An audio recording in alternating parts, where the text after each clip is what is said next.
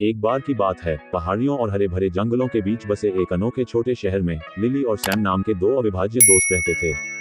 जिस क्षण वे किंडरगार्टन में मिले, उसी क्षण से उनका बंधन अटूट था। लिली साहसी किस्म की थी, हमेशा नए रोमांच और उत्साह की तलाश में रहती थी। जब वह उनके भागने का मार्ग प्रशस्त कर रही थी तो उसके घुंघराले बाल हवा में नाच रहे थे। दूसरी ओर सैम अधिक आरक्षित लेकिन उतना ही जिज्ञासु था। नाक पर चश्मा लगाए और हमेशा हाथ में एक किताब के साथ उन्होंने लिली के रोमांच के बवंडर में एक स्थिर उपस्थिति प्रदान की। उनका पसंदीदा स्थान जंगल में गहरी गुप्त जगह थी, जहां वे काल्पनिक दुनिया और साहसी खोजों की कल्पना करते हुए घंटों बिताते थे। लिली बहादुर शूरवीरों और भयंकर ड्रैगन की कहानियां सुनाती थी, जबकि सैम पौराणिक प्राणियों के बारे में अपने ज्ञानवर्धक ज्ञान से योगदान देता था। जैसे जैसे वे बड़े होते गए, उनकी दोस्ती और गहरी होती गई।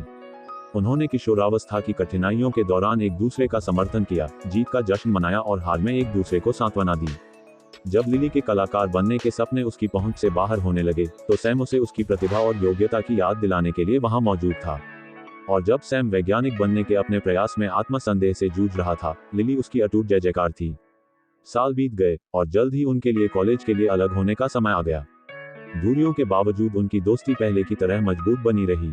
उन्होंने पत्र लिखे, देखभाल पैकेज भेजे और देर रात तक स्काइप से अपनी जीत और तकलीफें साझा की। स्नातक स्तर की पढ़ाई के बाद लिली को शहर की एक प्रतिष्ठित आर्ट गैलरी में नौकरी मिल गई, जबकि सैम को एक अत्याधुनिक प्रयोगशाला में शोधकर्ता के रूप में सफलता मिली। हालांकि वे दोनों अपने करियर में व्यस्त थे, फिर भी वे हमेशा एक दूसरे के लिए समय निकालते थे। जब भी मौका मिलता था मिलते थे और अपने बचपन के अनुभवों को याद करते थे। और इसलिए जीवन में आने वाले हर मोड़ के माध्यम से लिली और सैम सबसे अच्छे बने रहे। दोस्तों, ये साबित करते हुए कि प्यार और सौहार्द से बंधे दो दयालु आत्माओं के बीच कभी भी कोई दूरी या बाधा नहीं आ सकती।